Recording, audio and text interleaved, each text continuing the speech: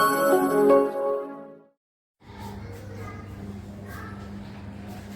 Friends, तो हम देखते हैं कि कई बार चक्रवर्ती ब्याज के क्वेश्चंस को हम दर से सोल्व कर देते हैं बहुत ही इजीली, क्योंकि दर के हमारे पास कोड दिए होते हैं जिनसे हम बहुत ही कम समय में अपने क्वेश्चंस को हल कर देते हैं।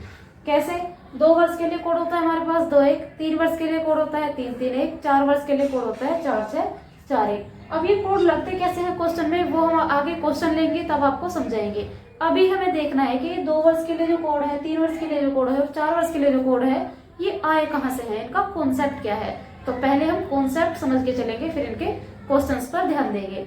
तो आइए देखते हैं। कॉन्सेप्ट जानने के लिए हमें सबसे पहले बनाना होगा एक चार्ट, और चार्ट में हमें कुछ दर माननी होगी, क्योंकि ये दर के ही कोड है। तो हम मान लेते हैं कि हमने 10% की दर ले ली है। ऐसे ही हम एग्जाम्पल के लिए ले रहे हैं, हमने 10% की दर ले ली है। तो अब हम क्या करेंगे, एक तरफ लिखेंगे हम साधारण ब्याज, एक तरफ लिखते हैं हम CI यानी कंपाउंड इंटरेस्ट चक्रवृद्धि ब्याज, और लास्ट में लिखते हैं इनका डिफरेंस। और यहाँ हमें लिखना होगा इनका समय, यानी कितने समय में कितना हो जाएगा। तो यहाँ क्या लिखते हैं, इनका समय लिखते हैं। तो आइए इसे बहुत ही आसानी से साधारण भाषा में समझते हैं। अगर हम लेते हैं 1 वर्ष के लिए, कितने वर्ष के लिए, 1 वर्ष के लिए 10% का 1 वर्ष के लिए साधारण ब्याज कितना आएगा, 10% ही आएगा।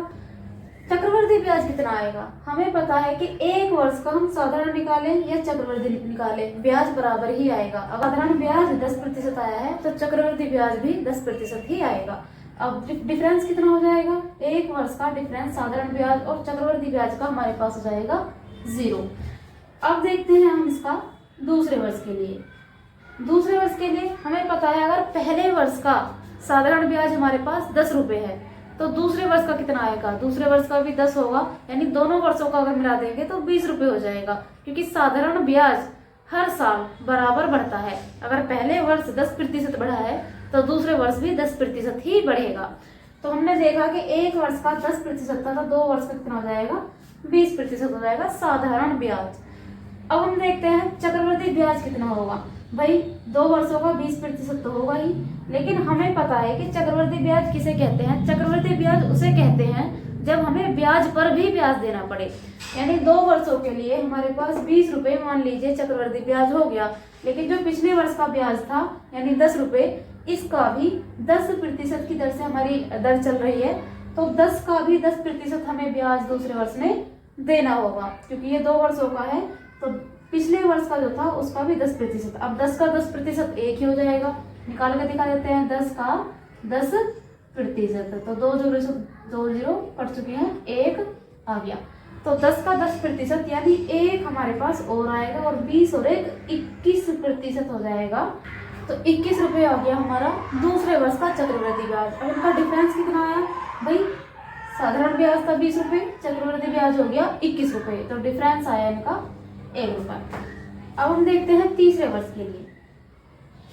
साधारण ब्याज पहले वर्ष का 10 रुपये, दूसरे वर्ष का 20 रुपये, तो तीसरे वर्ष का कितना आएगा, सिंपल 30 रुपये आएगा।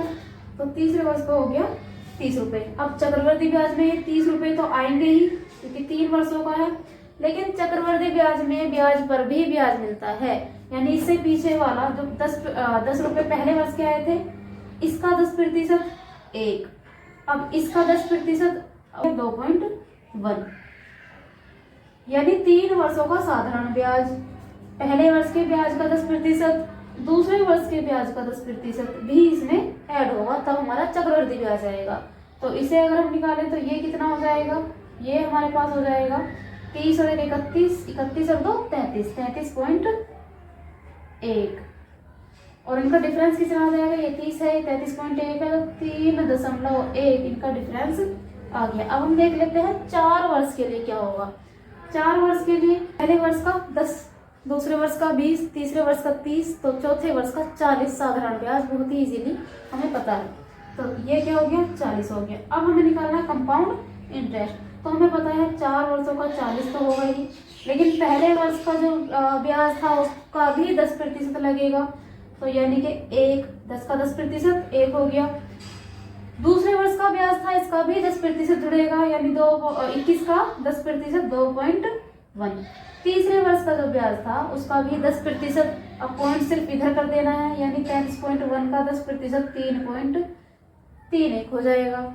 अब हमें क्या करना है, इन सबको ऐड कर लेंगे। 41 और 1 41, 41 और 2 43, 43 और 3 46, तो 46 तो हमारी पूरी संख्या आ चुकी है। पॉइंट के बाद का जोड़ लेते हैं, तो ये 1 और 3 4 और ये 1, तो 46.41 हमारे चौथे वर्ष का आ चुका है ब्याज।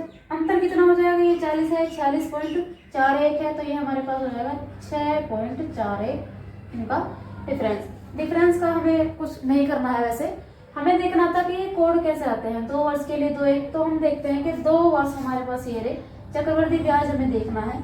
तो देखिए क्या आई है दर, 21 आई है, यानी 2-1 हम मान सकते हैं। दूसरा 3 वर्ष के लिए 3-3-1, तो 3 वर्ष ये रहे, चक्रवृद्धि ब्याज भी हमें देखना है। 3 वर्ष ये रहा 33.1, यानी कि 3-3-1 हम मान सकते हैं। चौथे वर्ष का क्या था, 4-6-4-1, चक्रवृद्धि ब्याज में देखना है, तो 46.41 को 4-6-4-1 कॉन्सेप्ट ठीक समझ में आया या नहीं आया, ठीक है। तो ये जो हमारे कोड बनाए गए हैं ये इन्हीं के हिसाब से बनाए गए हैं, इसी कॉन्सेप्ट से बनाए गए हैं। चक्रवृद्धि ब्याज सिंपल वो होता है जब हम ब्याज पर भी ब्याज देते हैं। साधारण ब्याज में हमें ब्याज पर ब्याज नहीं देना होता, सिर्फ मूलधन पर हम ब्याज निकालते हैं। तो आइए इसका एक क्वेश्चन देख लेते हैं ताकि आपको अच्छे से क्लियर हो जाए। तो हम कोई भी क्वेश्चन ले लेते हैं। मान लीजिए हमने लिया मूलधन हमारे पास है 10,000 रुपये, दर हमारे पास है 10%, समय हमारे पास हो जाएगा टाइम मान लीजिए 3 वर्ष है, और हमें क्या निकालना है, हमें बाउंड इंटरेस्ट हमें ज्ञात करना है कि क्या होगा। तो 10,000 का 10% निकालेंगे। अब 10,000 का 10% हम निकाल के दिखा देते हैं। वैसे तो एक जीरो कट जाएगी, सिंपल 1000 हो जाएगा, लेकिन निकाल के दिखा देते हैं। तो 10,000 का 10%, 2 जीरो से 2 जीरो कट गई, तो हमारे पास 1,000 बच गया। 10,000 का 10% कितना आ जाएगा, 1,000। सबसे पहले हम करेंगे 10,000 का 10% हमने निकाल लिया है, जो कि हमारे पास क्या आया है 1,000। अब हमें देखना है 1,000 का 10% कितना आएगा। सबसे पहले मूलधन का 10% निकाला, अब जो आया है उसका 10%, 1 जीरो फिर से हट जाएगी, कितना हो जाएगा 100 हो जाएगा। अब इसका भी 10% कितना होगा, 1 जीरो फिर से हट जाएगी, 10 हो जाएगा।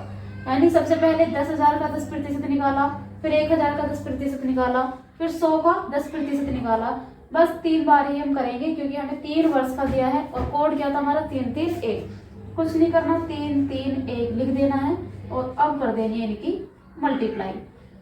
तो 1,000 की 3 में गुणा करेंगे, ये हो जाएगा 3,000। अब इसमें जोड़ देंगे, 100 की 3 में गुणा करेंगे 300, और इसमें भी जोड़ देंगे 10 की 1 में गुणा करेंगे 10। तो इन्हें सभी प्लस करके कितना आएगा 3,310 रुपये, जो हमारा हो जाएगा इसका ब्याज।